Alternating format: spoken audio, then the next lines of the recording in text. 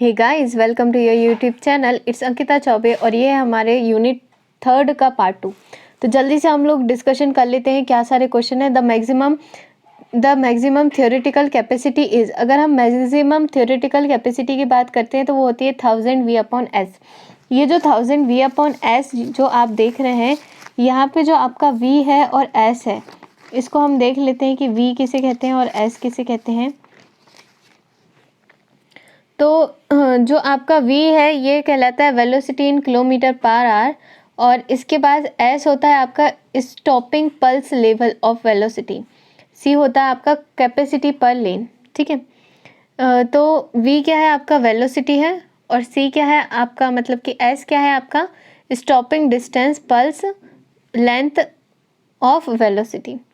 Next वो कह रहा है the ideal shape of transition curve. देखो जो ट्रांजिशन कर्व का आइडियल शेप रहता है ये आपका रहता है क्या, क्लॉथाइड। ये कैसा रहता है, क्लॉथाइड रहता है। क्लॉथाइड मतलब इसको हम यूलर स्फेरिकल भी कहते हैं, जो आपका यूलर स्फेरिकल रहता है ना, ये भी हो सकता है। या फिर आप इसको कह सकते हैं curve is equal to its arc length. ये जो आपका कर्व रहता है ना, जो आपके आर्क लेंथ के इक्वल रहता है। जैसे कि आप बहुत ज़्यादा टर्निंग देते हैं कि हमें ये हिल पे चढ़ना है, तो हिल पे चढ़ने के लिए हम किस तरीके से, इस तरीके से स्पाइरल शेप का यूज़ करते हैं, इसी को कहते हैं क्लॉथाइड शेप। ठीक है, तो ये जो आपका ट्रांजिशन कर्व का जो शेप रहता है ये कैसा रहता है, क्लॉथाइड रहता है। ठीक है, नेक्स्ट इसके बाद बात करते हैं the maximum number of vehicle that can be passes a given point of a lane during 1 hour without creating unreasonable delay is known as.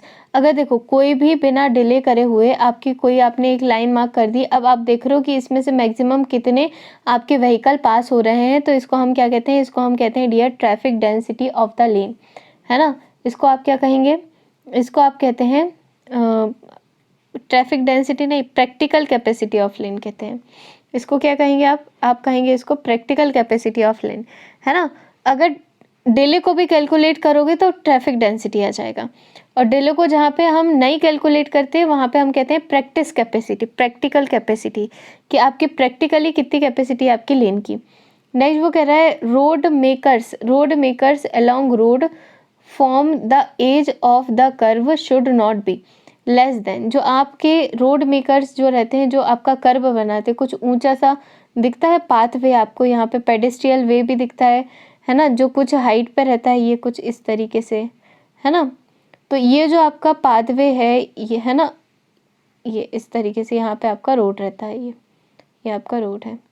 ठीक है, तो इस तरीके से ये जो आपको देखने को मिलता है, तो वो क्या कह रहा है, road makers along the road form the edge of the curve should not be less than. ये जो आपका एज ऑफ द कर्व है ये किससे कम नहीं होना चाहिए, तो इसका हो जाएगा आपका आंसर डी, 60 सेंटीमीटर से कम नहीं होना चाहिए। नेक्स्ट वो कह रहा है the stopping sight distance depend upon. जो स्टॉपिंग साइड डिस्टेंस है ये किसके ऊपर डिपेंड करता है, तो आपका स्टॉपिंग साइड डिस्टेंस डिपेंड करता है सबसे पहले जो भी टोटल रिएक्शन टाइम है, इसके बाद आपकी स्पीड ऑफ द व्हीकल और एफिशिएंसी ऑफ द ब्रेक। देखो स्टॉपिंग साइड डिस्टेंस में क्या होता है, स्टॉपिंग साइड डिस्टेंस में जैसे कि आपने किसी ऑब्जेक्ट को देखा या ऑब्स्ट्रक्ट को देखा जो आपके सामने रखा है, तो सबसे पहले जो आपका ड्राइवर रहेगा, इसमें कुछ मेंटल, फिजिकल, अलग अलग चीज़ें, साइकोलॉजिकल चीज़ें आएंगी, उसको कहते हैं टोटल रिएक्शन टाइम। जैसे कि उसने जैसे ही उसको देखा तो सबसे पहले वो उसको आइडेंटिफाई करेगा, आइडेंटिफाई करने के बाद ये देखना होगा कि वो घबरा जाता है कि नहीं। अगर नहीं घबराता है तो वो क्या करेगा, डिसीज़न लेगा। क्या डिसीज़न लेगा कि मुझे पास से जाना है या मुझे यहाँ से साइड से निकलना है ना। अगर कोई भी डिसीज़न नहीं ले पाया, वो घबरा गया, तो क्या हो जाएगा, जा करके टकरा जाएगा। तो ये जो सारी चीज़ें हैं इसको हम क्या कहते हैं, इसको हम कहते हैं आपका total reaction time. Total reaction time के बाद अगर आपके व्हीकल की स्पीड बहुत ज़्यादा है, तो व्हीकल की अगर आपकी स्पीड बहुत ज़्यादा है तो व्हीकल में आप एकदम से ब्रेक नहीं लगा सकते, पहले आप उस स्पीड को क्या करोगे, रिड्यूस करोगे, उसके बाद क्या करोगे, ब्रेक लगाओगे, है ना। नेक्स्ट वो कह रहा है ब्रेकिंग एफिशिएंसी। अगर आपकी ब्रेकिंग एफिशिएंसी कितनी है, तुरंत ब्रेक लग जाते हैं, है ना। कई बार गाड़ियों में क्या हो जाता है, अगर गाड़ी ज़्यादा पुरानी हो जाती है तो उसमें ब्रेकिंग एफिशिएंसी क्या हो जाती है, कम हो जाती है ना, काफ़ी टाइम बाद ब्रेक लगता है। नेक्स्ट वो कह रहा है कि curve in the road is provided for. जो आपके कर्व रहते हैं, देखो कर्व आपके क्यों देते हैं, ड्रेनेज के लिए। जो भी आपका रोड वे पे जितना भी पानी है ये कहाँ से चला जाए, कर्व से चला जाए। तो यहाँ पे ड्रेनेज पाइप भी दिए रहते हैं कर्व के अंदर। तो कर्व जनरली क्यों दिए जाते हैं, कर्व दिए जाते हैं आपके इफेक्टिव ड्रेनेज के लिए। ब्रिज मेकिंग में भी, ब्रिज वगैरह में भी आपका कर्व का यूज़ होता है सबसे ज़्यादा, है ना, जिसमें ड्रेनेज क्या हो जाए, पास आउट हो जाए। नेक्स्ट वो कह रहा है compared to the level surface on the decreasing gradient the stopping side distance। अगर आप कंपेयर करो किसी भी सरफेस लेवल से तो आपका स्टॉपिंग साइड डिस्टेंस क्या होगा, ज़्यादा होगा या कम होगा कंपेरेटिव टू सरफेस लेवल, है ना, ऑन डिक्रीजिंग द ग्रेडियंट। अगर आप कंपेयर करो उसके किससे, सरफेस लेवल से, है ना, जैसे कि यहाँ पे ये जो आपका यहाँ पे समझिए सरफेस लेवल है, ठीक है। अगर ये धीरे धीरे क्या होता जाए, डिक्रीज होता जाए, इस तरीके से, ये इस तरीके से क्या होता जाए, डिक्रीज होता जाए, है ना। तो on decreasing gradient the stopping sight distance is, अगर ये ग्रेडियंट क्या होता जाए, डिक्रीज होता जाए, तो आपका स्टॉपिंग साइड डिस्टेंस क्या होगा, बढ़ेगा, कम होगा या एक जैसा रहेगा। तो इसका क्या आंसर हो जाएगा आपका, इसका क्या आंसर हो जाएगा, बी। क्योंकि जैसे ही आपका स्टॉपिंग साइड डिस्टेंस यहाँ पे क्या हो जाएगा, बढ़ता जाएगा, है ना, जैसे जैसे ग्रेडियंट क्या होता जाएगा, डिक्रीज होता जाएगा। नेक्स्ट वो कह रहा है ऑन सिंगल लेन रोड, इसलिए हम कभी भी स्टीप कर्व नहीं देते, हम हमेशा देखना ये ऐसा कर्व नहीं दिया जाता या ऐसा स्लोपिंग डिस्टेंस नहीं दिया जाता, है ना। नेक्स्ट वो कह रहा है on single lane road with two way traffic the minimum stopping sight distance is equal to. अगर आप टू वे ट्रैफिक की बात करें, ये टू वे ट्रैफिक है, तो आपका जो मिनिमम स्टॉपिंग साइड डिस्टेंस है ये किसके इक्वल रहेगा, तो ये इक्वल होता है 2 टाइम्स ऑफ साइड डिस्टेंस के। स्टॉपिंग साइड डिस्टेंस किसके इक्वल होता है, 2 टाइम्स ऑफ साइड डिस्टेंस के। मतलब ये हो जाएगा stopping sight distance SSD equal to 2SD sight distance के डबल, ठीक है। क्योंकि एक आपका साइड डिस्टेंस कहाँ है, एक आपका सिंगल लेन के लिए है, 2 के लिए आपका डबल हो जाएगा, 2 हो जाएगा, 2 का इंटू कर दोगे। नेक्स्ट वो कह रहा है reaction time of a driver, जो आपका रिएक्शन टाइम रहेगा किसी भी ड्राइवर का, increase with increase in speed. अगर स्पीड बढ़ाओगे तो रिएक्शन टाइम बढ़ेगा या रिएक्शन टाइम घटेगा या सेम रहेगा या नन ऑफ द अबव, ठीक है। तो इसका क्या हो जाएगा आंसर, जैसे जैसे आप स्पीड बढ़ाते जाओगे वैसे वैसे आपका जो ड्राइवर है ना, reaction time of the driver decreases with increase in, जैसे जैसे आपका जो भी, देखो जल्दी डिसीजन लेना होगा, जितनी ज़्यादा स्पीड होगी उतना ही कम आपका रिएक्शन टाइम लगेगा। नेक्स्ट वो कह रहा है stopping sight distance is always, जो आपका स्टॉपिंग साइड डिस्टेंस है ये हमेशा क्या रहता है, तो इसका आंसर आ जाएगा less than overtaking side distance. हमेशा जो आपका स्टॉपिंग साइड डिस्टेंस है ये क्या रहता है, ये कम रहता है, किससे कम रहता है, ये हमेशा कम रहता है ओवरटेकिंग साइड डिस्टेंस से।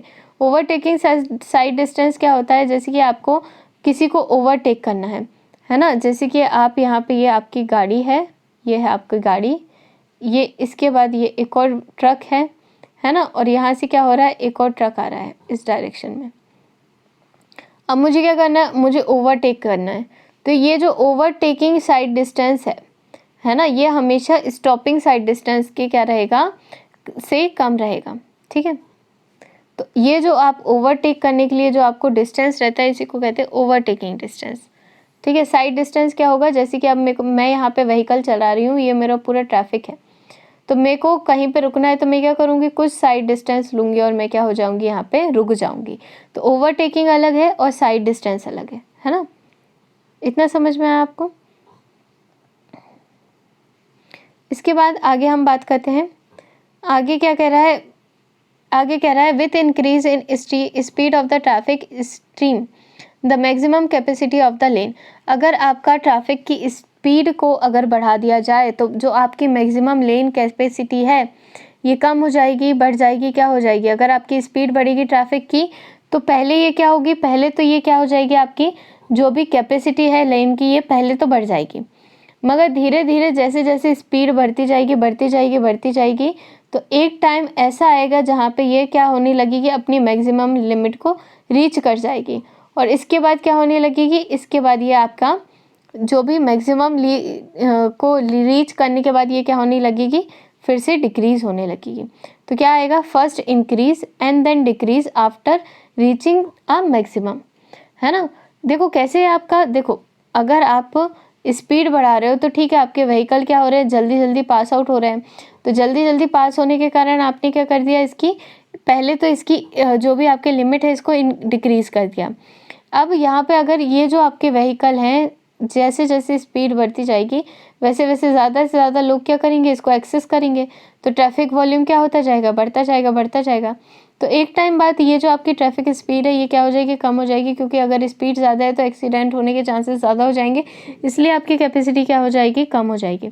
नेक्स्ट वो कह रहा है जो आपकी सेंट्रल लाइन मार्क है रहती है ये किसके लिए यूज़ होती है, तो सेंट्रल लाइन मार्किंग हम किसके लिए यूज़ करते हैं, इसका आंसर हो जाएगा B, in the road way main for the two way traffic. अगर आपको टू वे ट्रैफिक देना है तो आप क्या कर दोगे, बीच से आप एक ऐसी लाइन डाल दोगे, है ना, जिससे आप डिवाइड कर दोगे आपके रोड को।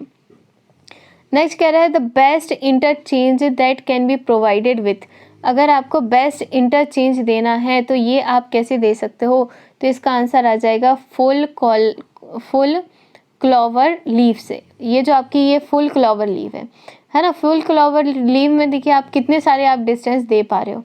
यहाँ से देखिए रोड आपका 1, ये आपका 2, ये आपका 3, 4, 5, 6, 7, 8, ये आपका 9, ऊपर से जो आपका ब्रिज जा रहा है, ये जो आपका बीच में से रोड जा रहा है 10, 11, 12, इसी में 3 रोड हैं। तो टोटल आप 12 टाइप से इसमें क्या दे सकते हो, आपका जो भी है रोड वो दे सकते हो।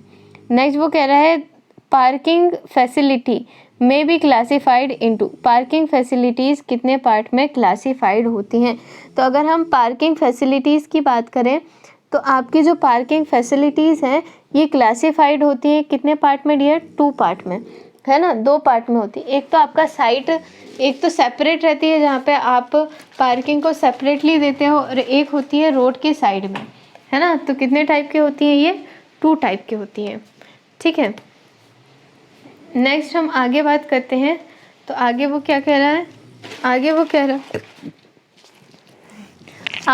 रहा है द टाइप ऑफ पार्किंग, आगे वो कह रहा है द टाइप ऑफ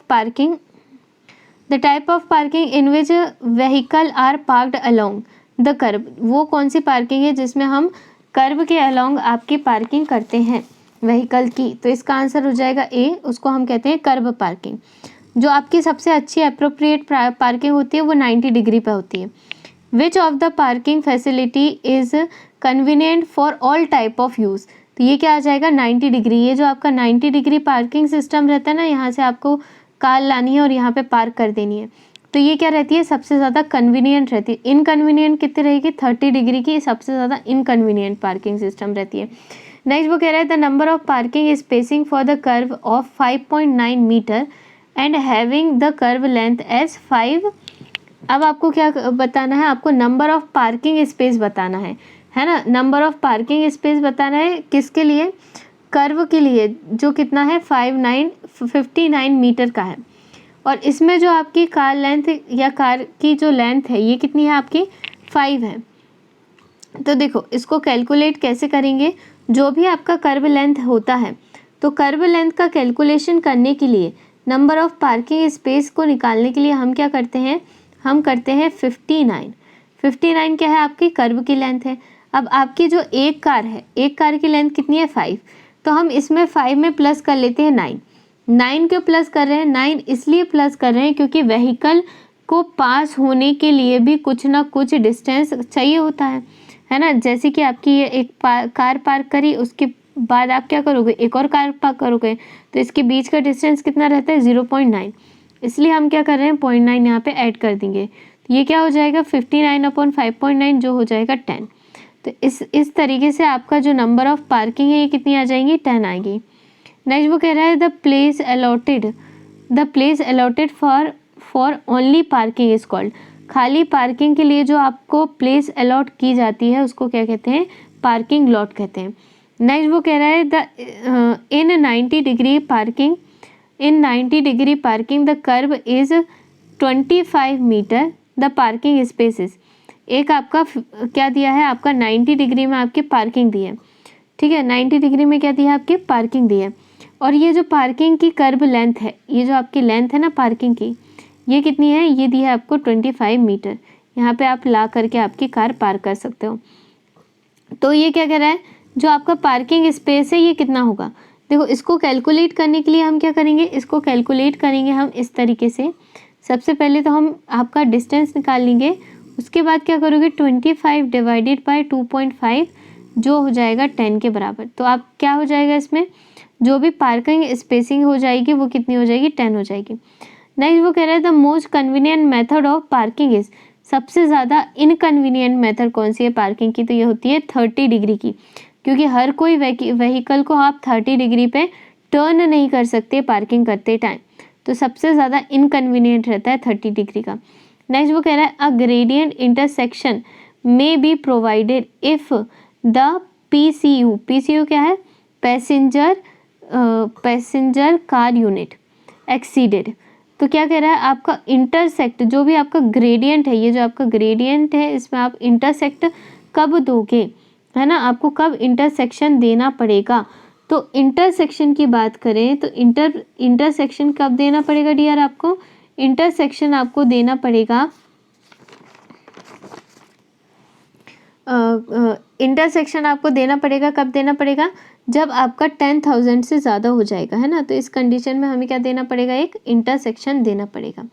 नेक्स्ट वो कह रहा है the capacity of the uncontrolled intersection is, जो अनकंट्रोल्ड इंटरसेक्शन है इसका कैपेसिटी कितना होता है ना। अगर आप बात करो कि अगर आपका अनकंट्रोल्ड, मतलब अनकंट्रोल्ड का मतलब होता है कि ना आपने स्टॉपिंग साइड लगाया, है ना आपने कोई भी साइन नहीं दिया यहाँ पे कि कहाँ पे आपको मुड़ना है, क्या होना है, ना ही यहाँ पे कोई ट्रैफिक वाला आपका पुलिसमैन है जो गाइड करे ट्रैफिक को, तो ये कहलाता है अनकंट्रोल्ड। अगर अनकंट्रोल्ड ट्रैफिक है तो ये कितना होगा 1200 से लेके 1400 व्हीकल पर आवर, इससे ज़्यादा आप नहीं दे सकते हैं अनकंट्रोल्ड ट्रैफिक को, नहीं तो क्या होने लगेगा, आपका वहाँ पे कोलैप्सिंग हो सकती है ना, आपका वहाँ पे एक्सीडेंट्स बढ़ सकते हैं। Select the correct statement, correct statement को सिलेक्ट करिए। पहला स्टेटमेंट क्या कह रहा है, पहला कह रहा है traffic volume should always be more than traffic capacity. अगर ट्रैफिक वॉल्यूम ट्रैफिक कैपेसिटी से ज़्यादा हो जाएगा तो आपकी फेलियर हो जाएगा, आपकी रोड क्या कर जाएगी, फेल हो जाएगी, ऐसा पॉसिबल ही नहीं हो सकता, है ना, जैम लग जाएगा। फिर क्या कह रहा है, traffic capacity should always be more than traffic volume. हाँ, ट्रैफिक कैपेसिटी को हम हमेशा ज़्यादा रखते हैं ट्रैफिक वॉल्यूम से, तो ये क्या है आपका करेक्ट स्टेटमेंट है। नेक्स्ट वो कह रहा है spot speed is the average speed of a vehicle. नहीं, स्पॉट स्पीड क्या होती है, स्पॉट स्पीड होती है किसी भी पर्टिकुलर पॉइंट पे जो आपकी स्पीड होती है वो कहलाती है आपकी स्पॉट स्पीड। नेक्स्ट वो कह रहा है 85% स्पीड इज़ मोर देन 98, नहीं ये भी गलत है, 98% स्पीड क्या रहती है, ज़्यादा रहती है, 85 आपकी क्या रहती है, मैक्सिमम रहती है, और 15% क्या रहती है आपकी मिनिमम।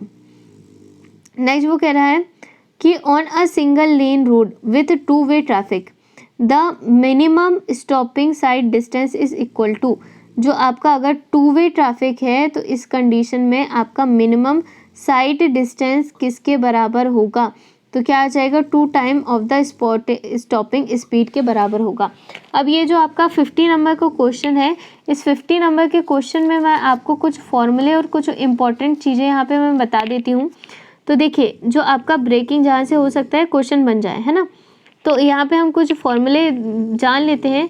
अगर आप बात करें ब्रेकिंग डिस्टेंस की, तो ब्रेकिंग डिस्टेंस क्या होता है, ब्रेकिंग डिस्टेंस का फॉर्मूला होता है s²/250, यहाँ पे आप आ जाएगा f। अब यहाँ पे जो s है, ये जो आपका s² है, ये ब्रेकिंग डिस्टेंस का फॉर्मूला बहुत इंपॉर्टेंट है, याद कर लो, है ना। क्या है, ब्रेकिंग डिस्टेंस, ब्रेकिंग डिस्टेंस को कैलकुलेट करते हैं आप s²/250f, ठीक है। यहाँ पे f क्या है आपका कोफिशिएंट ऑफ फ्रिक्शन है, जो कितना लेते हैं, अगर आप बात करें 0.8 लेते हैं, किसकी कंडीशन में, अगर आपका ड्राई एसफॉल्ट है तो उस कंडीशन में। नेक्स्ट वो कह रहा है कि आपका ड्राइविंग